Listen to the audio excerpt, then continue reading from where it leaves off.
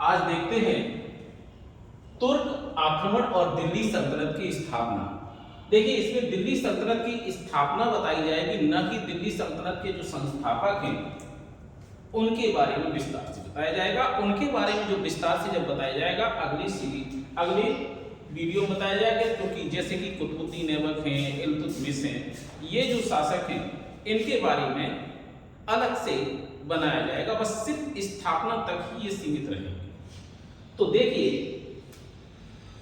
तुर्क आक्रमण जो है महमूद गजनवी और मोहम्मद गौरी के हुए हैं। हालांकि महमूद गजनवी के बारे में पिछले वीडियो में भी हमने कुछ बता दिया है, तो इसलिए यहाँ रिकॉल भी हो जाएगा और कुछ चीजें हैं जो छोड़ देंगे। तो बस ये देखिए, जो महमूद गजनवी हैं उनके जो शिक्षक हैं बैहाकी हैं, राजकवि फिरदौसी हैं जिनकी पुस्तक शाहनामा है, और एक मित्र हैं अलवरुनी जिन्हें खीबा के युद्ध से प्राप्त किया था, जिसकी पुस्तक है किताबुल हिंद। ये इनके साथ भारत में आए थे और इन्होंने यहाँ भारत में आकर के संस्कृत और भारतीय दर्शन का अध्ययन भी किया था। यहाँ तक कि भारतीय समाज के बारे में वर्णन भी करते हैं।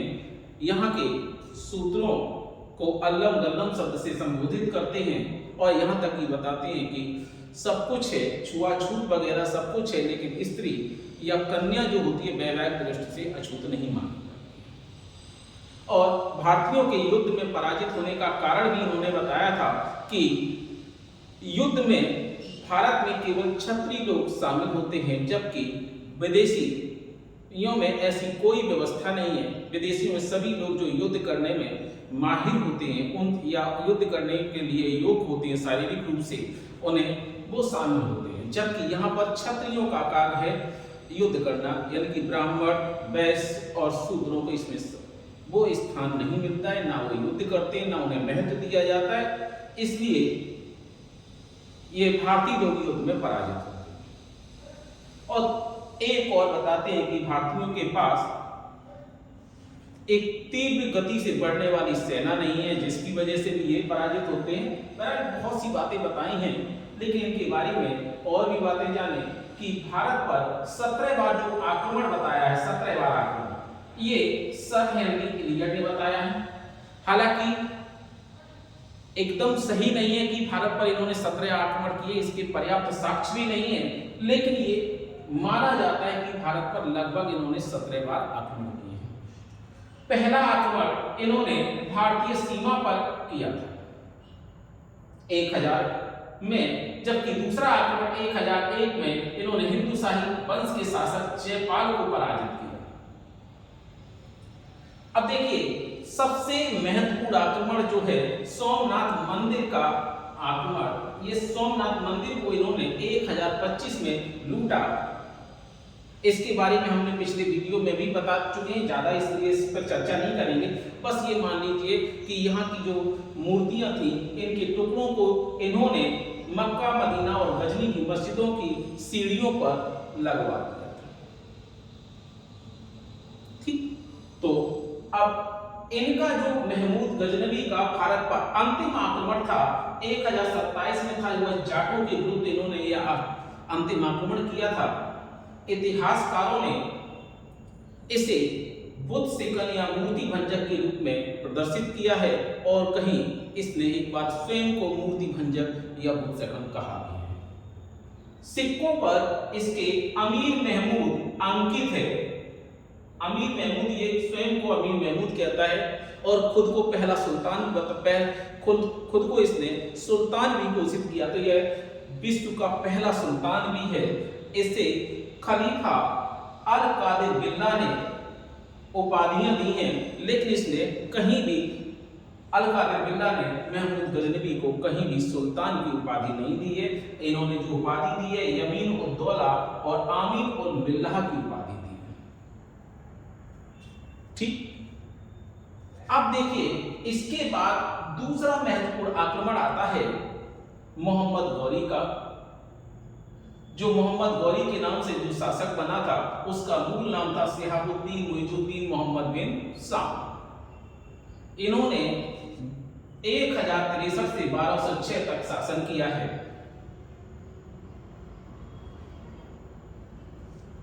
इसका भारत पर पहला आक्रमण 1075 में मुल्तान और सिंध के विरुद्ध हुआ था, जिसमें यह विजयी रहा था। 1178 में इसने अहिलवाड़ के सोलंकी शासक के विरुद्ध युद्ध किया, लेकिन इसमें भीमदूती की सेना से यह पराजित हो गया। इस समय भीमदूती अल्पवयस्क था, तो इसकी माता नायका देवी के हाथों में साम्राज्य की बागडोर थी, तो उन्होंने इस सेना को या गौरी को पराजित किया। इनकी भीमदूती या मूल राज भीमदूती की मां का नाम था नायका देवी, जो उस समय विधवा हो चुकी थी। अब 1191 में तराइन का प्रथम युद्ध हुआ, जिसमें पृथ्वीराज चौहान या पृथ्वीराज तृतीय के नाम से जिसे जाना जाता है, उन्होंने गौरी को पराजित किया। लेकिन शीघ्र ही अगले वर्ष तराइन का दूसरा युद्ध हुआ, जिसमें मोहम्मद गौरी ने पृथ्वीराज चौहान को पराजित कर दिया था। अब देखिए, इस समय गहरवाल शासक जयचंद्र था, वो शक्तिशाली था, उसने इस पृथ्वीराज चौहान की मदद नहीं की, क्योंकि इससे पहले पृथ्वीराज चौहान ने इसकी बेटी संयोगता को विवाह के समय स्वयंवर से हरण कर लिया था या उठा लाया था, जिसकी वजह से यह अपने आप को अपमानित महसूस करता है और इसकी वजह से इसने पृथ्वीराज चौहान का साथ नहीं दिया और बल्कि गौरी के साथ ही रहा। इस वजह से आप देखिए, लोग कहते हैं जयचंद्र देशद्रोही था। जो भी हो, देशद्रोही का कारण हो, अब जिसकी लड़की चोरी हो जाएगी, स्वयंवर से उठा ली जाएगी, वो अब लड़की को उठाने वाले का साथ तो नहीं देगा, और भारत की ये परंपरा भी रही है। अब 1194 में चंदावर का युद्ध होता है, जिसमें मोहम्मद गौरी ने गहरवाल शासक जयचंद को पराजित किया। इस तरह से यहां पर इसका साम्राज्य स्थापित होता है। हालांकि भारत पर ये बार बार आता था और चला जाता था। अंतिम युद्ध इसका खोखरों के विरुद्ध था।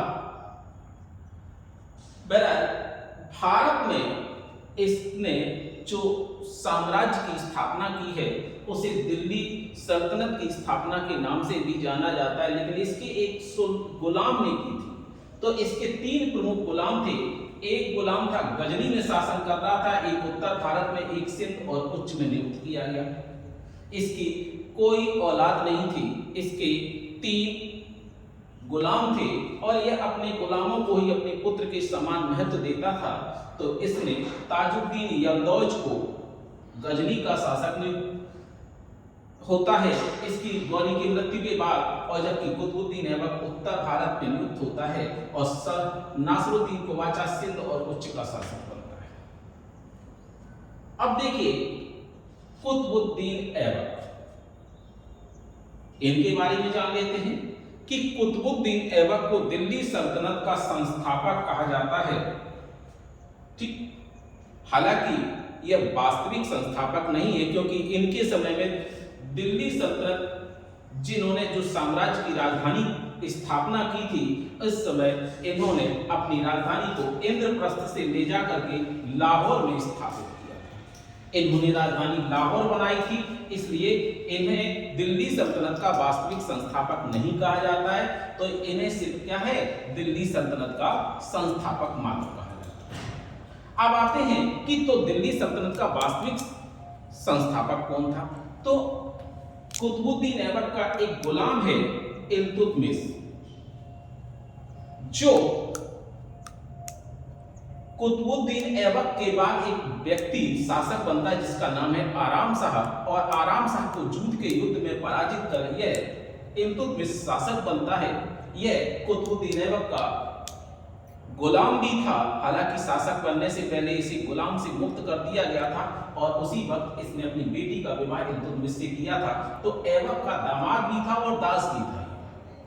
तो इसने अपनी राजधानी दिल्ली बनाई थी, इसी वजह से इसे दिल्ली सल्तनत का वास्तविक संस्थापक कहते हैं। लेकिन यहां आता है भाई, आपने तराइन के प्रथम युद्ध, द्वितीय युद्ध तो जान लिए, एक तराइन का तृतीय युद्ध भी है, वो बहुत इंपॉर्टेंट है क्योंकि तराइन की तृतीय युद्ध के में इसने इल्तुतमिश ने ताजुद्दीन यलदौज को पराजित कर किया था और इसकी वजह से यह अपनी राजधानी फिर लाहौर से दिल्ली लाता है। इस तरह से यह दिल्ली को अपनी वास्तविक राजधानी बना लेता है और इस तरह से दिल्ली सल्तनत का वास्तविक संस्थापक इल्तुतमिश हो जाता है। तो तराइन का प्रथम युद्ध पृथ्वीराज चौहान ने गौरी को पराजित किया, जबकि तराइन का द्वितीय युद्ध 1192 में गौरी ने चौहान को पराजित किया। बाद में बताते हैं कि इसी को तुरंत मार दिया था, कुछ कहते हैं बाद में मार दिया था गुलाम बनाकर के। इस पे हालांकि मतभेद है। अब तराइन का जो तृतीय युद्ध है इसमें ताजुद्दीन यलदौज को पराजित कर इल्तुतमिश ने दिल्ली सल्तनत की स्थापना वास्तविक रूप से की है। तो अब आगे के वीडियो में आपको कुतुबुद्दीन ऐबक और इल्तुतमिश के बारे में भी जानेंगे। अब यहाँ से दिल्ली सल्तनत की जो स्थापना होगी, गुलाम वंश की सीरीज जो होगी आपको अगले वीडियो से दिखेगी।